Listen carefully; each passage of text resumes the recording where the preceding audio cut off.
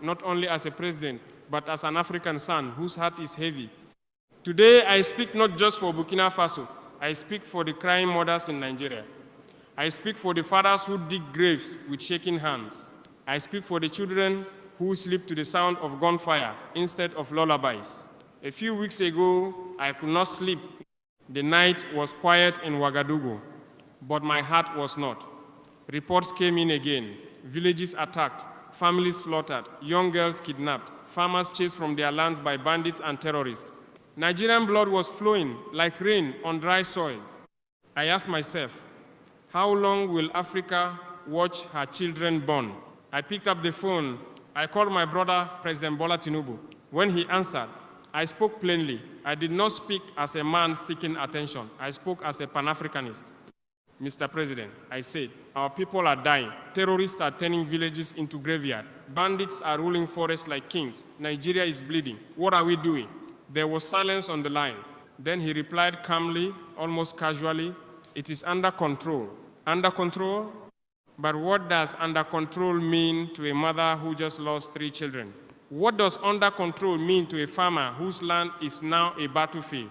What does under control mean to a child who has learned to run at the sound of motorcycles, because that is how death arrives? My brothers and sisters, I have seen war, I have seen fear in the eyes of innocent people, and I know what it looks like when a situation is not under control. The truth is simple. Nigeria deserves peace. Nigeria is not just another country. Nigeria is the giant of Africa. Nigeria is drums and laughter. It is oil and intellect. It is strength and culture. When Nigeria shakes, Africa trembles. When Nigeria bleeds, Africa feels pain. I told President Tinubu, if the problem is too heavy, let us carry it together. If your hands are tired, let Africa stand with you. And if you cannot move against these criminals, then allow us to join you openly and decisively.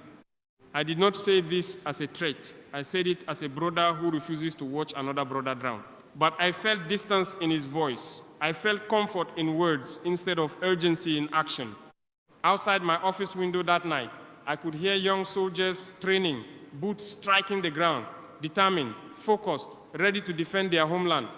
And I thought about the Nigerian soldiers who are also brave, who are also ready, but who need clear direction, strong will, and fearless leadership. This is not about pride. This is not about power. This is about a little girl in northern Nigeria who wakes up screaming because she saw men with guns take her father away. This is about a young boy who should be in school, but now holds fear in his heart instead of books in his hands. This is about villages that once had weddings and music, now silent except for the wind blowing through burnt houses. Africa must stop pretending. We cannot hold conferences while our people are buried. We cannot make speeches while our people are hunted. We cannot smile for cameras while our continent is wounded. I say this with love, but I say it with firmness. Leadership is not comfort. Leadership is sacrifice. Leadership is action. Nigeria does not need statements. Nigeria needs security. Nigeria does not need denial. Nigeria needs courage. When I ended that call, I stood alone in my office. The lights were dim. The map of Africa hung on the wall in front of me. I walked toward it slowly. I placed my hand over Nigeria. I whispered, "You deserve peace." And today, I repeat it loudly so the whole world can hear. Nigerians deserve peace. They deserve to farm without fear. They deserve to travel without checkpoints of terror. They deserve to send their children to school and expect them to come home alive. Africa must protect her own.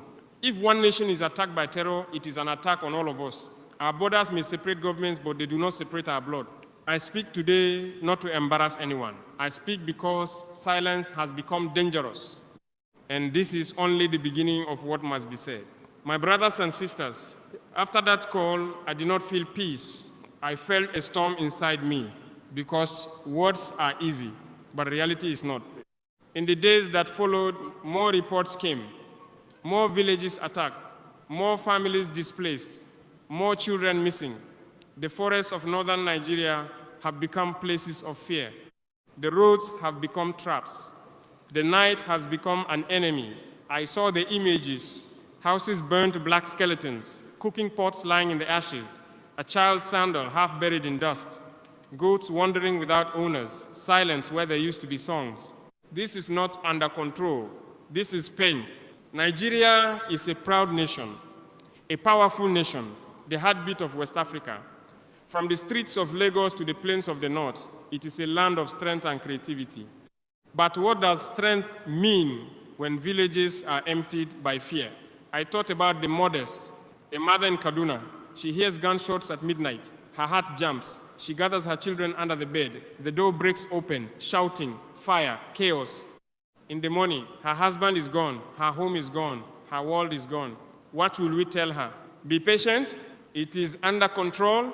No, we must tell her the truth. And the truth is this: Africa has been too slow to defend her own people. I am a soldier. I understand security. Terrorists do not wait for meetings. Bandits do not wait for press conferences. Evil does not rest. I spoke again to President Bola Tinubu. I told him, my brother, the situation is bigger than politics. It is bigger than image. It is about survival. He replied, again calm, again confident, we are handling it. But handling it for who? For the television, for the newspapers, or for the villagers who sleep in the bush because their homes are gone? There is a difference between controlling a narrative and controlling a battlefield. My heart is not against Nigeria. My heart beats with Nigeria. When I look at Nigeria, I do not see a separate country. I see cousins. I see shared ancestors. I see a common struggle against colonial chains. I see a giant that must not kneel before terror. This is Pan-Africanism. Pan-Africanism is not just flags and speeches. It is not just history books and conferences in big halls. It is standing together when blood is spilled. It is saying, your fight is my fight. When Burkina Faso faced terror, we did not deny it. We did not hide it. We stood up and said, yes, there is fire, and we will face it head on. The terrorists in the Sahel do not respect borders. They move from one country to another like shadows. They hide in forests. They use fear as a weapon. They feed on weakness and confusion. If Nigeria is unstable, the entire region trembles. Do you think the bandits care about passports? Do you think the terrorists check maps before they attack? No. They care about power. They care about fear. They care about spreading darkness. And what do our people care about? They care about waking up alive. They care about planting crops in peace. They care about hearing laughter instead of screams. That is all. One evening, I gathered some of my closest advisors. We sat around a long wooden table, no cameras, no microphones, just truth. I asked them, if Nigeria were to ask for help, would we stand with them? Every single one said yes. Not because we want influence, not because we want praise, but because we understand that Africa must save Africa. If one house in the village is on fire, the others do not say, it is not my house. They bring water, they bring buckets, they bring their hands. But what if the owner of the house says, there is no fire, while smoke fills the sky? That is the question that troubles me. I respect sovereignty, I respect leadership, but respect does not mean silence in the face of suffering. Nigeria deserves peace. The Nigerian soldier deserves support. The Nigerian farmer deserves protection. The Nigerian child deserves a future. And let me be clear, this is not an attack on the Nigerian people. The Nigerian people are strong, proud, intelligent. They are not weak, they are not helpless, but they are hurting. And when Africans are hurting, we must speak. I imagine a future where West Africa stands united against terror, where intelligence is shared, where armies cooperate without ego, where leaders admit challenges and face them with courage. That future is possible. But first, we must stop pretending that everything is fine, because it is not fine. The blood in the villages tells the truth, and the truth is crying out for action. My brothers and sisters of Africa, there is something more powerful than weapons. It is not money. It is not titles. It is not the size of an army. It is the ability of a leader to feel the cry of his people. A leader who does not feel becomes distant. A distant leader becomes comfortable.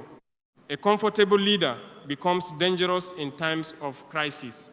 When I spoke with President Bola Tinubu for the second time, I decided to speak not as a fellow president, but as a fellow African.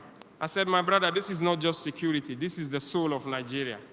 He responded again with assurance. We are deploying forces, we are reviewing strategies, it is being handled. But I asked him, have you walked in those villages? Have you sat with the mothers? Have you looked into the eyes of a boy who saw his father shot? There was silence. Sometimes silence speaks louder than words. Let me tell you what I see when I close my eyes. I see a dusty road in northern Nigeria. The sun is rising. Smoke is still rising from what used to be homes. An old man sits on a broken chair, staring at nothing. Around him, ashes. His entire life reduced to black dust. A young girl walks barefoot.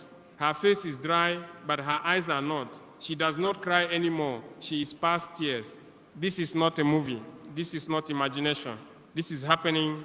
And when leaders say it is under control, while villages burn, something is wrong. I am not speaking to insult. I am speaking because I cannot breathe comfortably knowing that our people are suffocating in fear. Nigeria is too important to Africa to be weakened by terror. Nigeria carries history. It carries culture. It carries economic power. It carries influence. When Nigeria is strong, West Africa stands taller. But when Nigeria struggles silently, enemies smile. Let us not forget, Africa has suffered enough from external manipulation. For decades, foreign powers have exploited instability. They have sold weapons. They have funded confusion. They have benefited from chaos. Terror in Nigeria is not just a local problem. It is part of a larger web that seeks to keep Africa divided, afraid, and dependent. And when we pretend everything is fine, we help that web grow stronger. I told President Tinubu clearly, if you need partnership, say it boldly. If you need reinforcements, ask openly. If you need intelligence cooperation beyond what you have, let us build it together. But leadership must first admit reality. Denial is not strength. Silence is not strategy.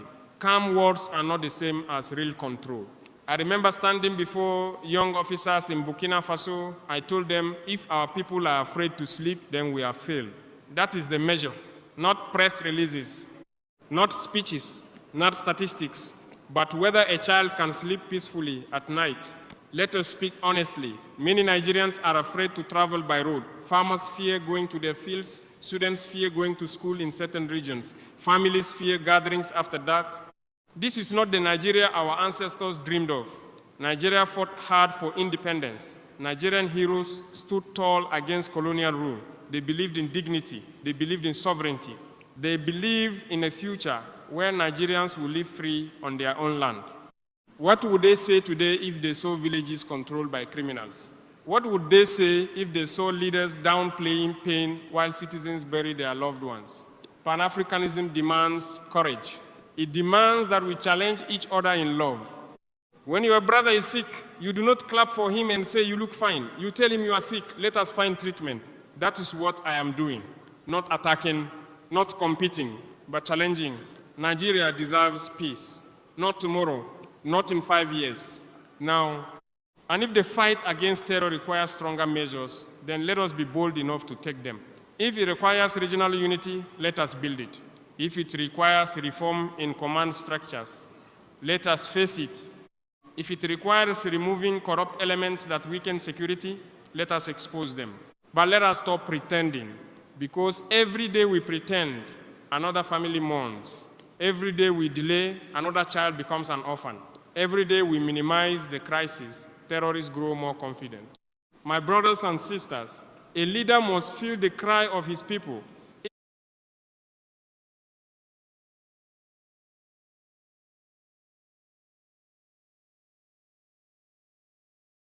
If he does not feel it, he must go and stand among them until he does. Nigeria is crying, and Africa can hear it. My brothers and sisters, there comes a time in history when words must become action. Africa has talked enough.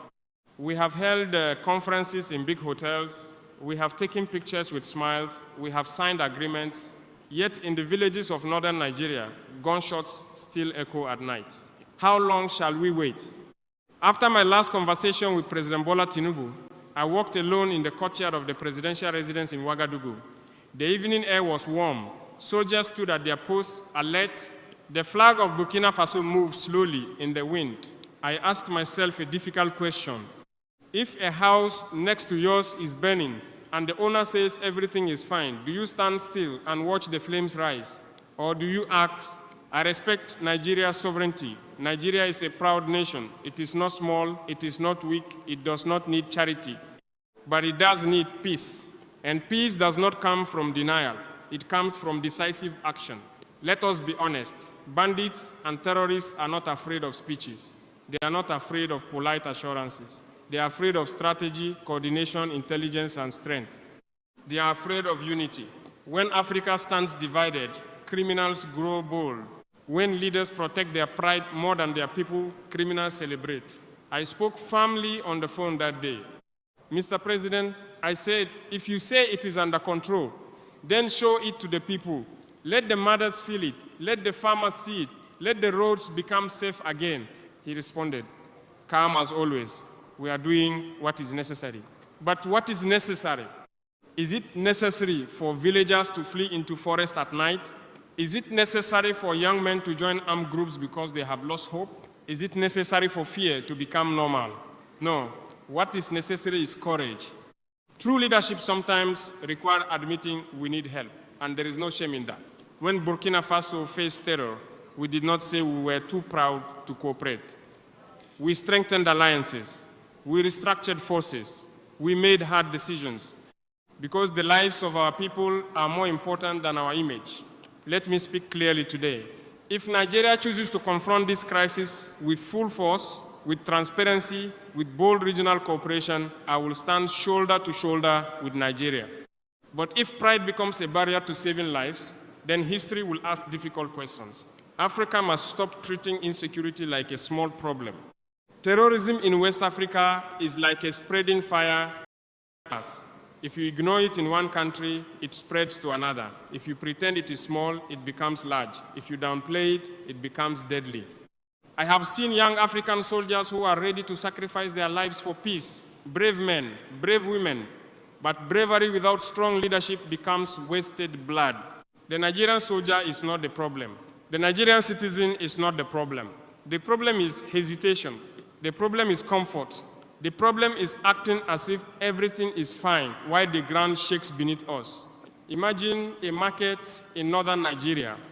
Women selling tomatoes, children running between stalls, laughter, negotiation, life. Now imagine that same market after an attack. Silence, broken wood, blood on the ground, shoes left behind by those who ran, smoke rising slowly into the sky. That is the difference between leadership that moves and leadership that delays. And I cannot stand before Africa and pretend not to see it. Nigeria deserves peace, not partial peace, not selective peace, not peace for only the big cities, but peace for the villages, peace for the roads, peace for the farms, peace for the schools. When I speak like this, some will say I am being too direct, but sometimes love must be direct. Pan-Africanism is not about applause. It is about responsibility. If we cannot challenge each other when our people are dying, then our unity is fake. I am not asking for control. I am not asking for influence. I am asking for courage. If President Tinubu rises boldly and says, yes, the situation is serious and we will crush this terror completely, I will be the first to applaud him. But if calm words continue while villages burn, then Africa must demand more. History is watching us. The children of Nigeria are watching us. The future of West Africa is watching us. And I refuse to be silent while fear becomes normal. Because Nigeria does not belong to bandits. Nigeria does not belong to terrorists. Nigeria belongs to its people. And its people deserve peace. My brothers and sisters, there is something heavier than bullets. It is history. History is watching us now. Years from today, children will open books and read about this moment. They will ask, when terror spread across villages, when bandits ruled forests, when families cried in the night, what did African leaders do? What will the answer be? Will it say we issued statements? Will it say we denied the scale of the crisis? Or will it say we rose with courage and unity? Nigeria is not just any nation. It is the backbone of West Africa. It is culture, music, literature, innovation. It is energy and power. It is millions of dreams moving at once. But today, in too many places, those dreams are interrupted by gunfire. I remember standing before a large map of Africa again. My finger traced the borders of the Sahel. I followed the lines between Burkina Faso, Niger, Mali, and Nigeria. Lines drawn on paper. But the terrorists do not respect those lines. They move across deserts and forests like shadows. They recruit where there is poverty. They hide where there is weak coordination. They grow where there is denial. And when one country hesitates, the entire region becomes vulnerable. This is not an exaggeration. If insecurity continues in Nigeria, it will not remain inside Nigeria. It will ripple across borders. Trade will suffer. Movement will shrink. Fear will expand. And who benefits? Not Africa, not our farmers, not our youth. Only those who profit from chaos. Let us speak honestly. Africa has suffered long enough from instability. For decades, foreign interests have exploited our divisions. They have sold us weapons while pretending to offer solutions. They have smiled in our capitals while instability fed their influence. Terrorism in West Africa is not always isolated. It feeds on global networks. It feeds on smuggling, illegal mining, arms trafficking. If we do not unite now, we risk becoming permanent battlefields for invisible hands. When I spoke again about Nigeria's situation, I did not speak lightly. I spoke with the weight of this history on my shoulders. I said clearly, our people deserve better than this cycle. They deserve decisive leadership. Some may ask, why is he so concerned? Because Pan-Africanism is not selective. If a child in Nigeria cries, I hear it in Ouagadougou. If a mother in Kaduna mourns, her pain reaches Burkina Faso. If a farmer in Zamfara cannot plant because he fears attack, then the entire region's food security is threatened. We are connected, whether we admit it or not. I imagine a scene in a rural Nigerian village before the violence. Drums beating at a wedding, women dancing, men laughing under trees, children chasing each other in the dust, the smell of food cooking, the sun setting peacefully. That is the Africa we know. Now imagine the same village months later, empty, doors broken, walls scarred by bullets. The only sound is wind. Is this acceptable? Should we call this under control? No, this is a wound, and wounds must be treated honestly, not covered with beautiful words. Leadership is not about never admitting weakness. It is about confronting it boldly. If the security structures need reform, reform them. If intelligence networks need strengthening, strengthen them. If corruption weakens operations, remove it without mercy. If cooperation is required across borders, build it with urgency. But do not pretend, because pretending costs lives. Nigeria's youth deserve to grow up believing in their country, not fearing it.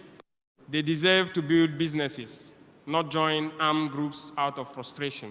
They deserve opportunity, not displacement camps. I do not speak to divide Africa. I speak to protect Africa, and I will continue to say it until it becomes reality. Nigeria deserves peace, not speeches about peace, not promises of peace, but real, visible, undeniable peace. And if we must shake comfort to achieve it, then let us shake it. If we must challenge each other, then let us do so with courage. Because the weight of history is heavy, and I refuse to let it say that we remain silent while our people suffered. My brothers and sisters, this is not a speech of anger. It is a speech of urgency. It is a speech born from love for our continent and from pain for our people. I want to end by speaking directly not only to leaders, but to the people of Nigeria. To the mother who sleeps lightly because she fears the sound of motorcycles in the night. To the father who walks his children to school with silent worry in his chest. To the soldier standing in the heat guarding a checkpoint far from home. To the young Nigerian who refuses to lose hope, you are not alone. Africa sees you, Africa hears you, and Africa must stand with you. I say again, Nigeria is not weak. Nigeria is powerful. Nigeria is intelligent. Nigeria is rich in culture, in resources, in human strength. From the music that moved the world to the businesses that shaped the continent, Nigeria is a force. But even giants can bleed. And when a giant bleeds, we do not mock it, we help it stand stronger. My message to President Bola Tinubu is simple and clear. History will not remember how calm you sounded. History will remember whether villages became safe. History will not remember the statements. History will remember whether the roads became free of fear. Leadership is tested in crisis. This is that test. If the situation is truly under control, let the people feel it. Let farmers return safely to their land. Let kidnapping stop. Let children walk to school without armed escorts. But if it is not under control, then say it boldly and let Africa mobilize with seriousness. There is no shame in unity. There is no shame in cooperation. There is no shame in admitting that the fight requires more strength. The only shame is allowing pride to cost lives. I stand here not as a rival, not as a critic from a distance, but as an African leader who understands what terrorism does to nations. I have seen villages emptied. I have seen young men radicalized by despair. I have seen how fear can become normal if we do not crush it early. And I refuse to watch Nigeria walk that same road without raising my voice. Because when Nigeria is stable, West Africa breathes easier. When Nigeria is peaceful, trade flows stronger. When Nigeria is secure, the entire region stands taller. This is bigger than politics. It is about the dream of a united Africa. Our ancestors fought colonial powers with far less than what we have today. They faced empires with courage and unity. They believed in a future where Africans would control their destiny. What would they say now if they saw bandits terrorizing our villages while we argue about image? What would they say if they saw leaders afraid to admit the scale of the problem? They would demand courage, and that is what I demand, not as an enemy,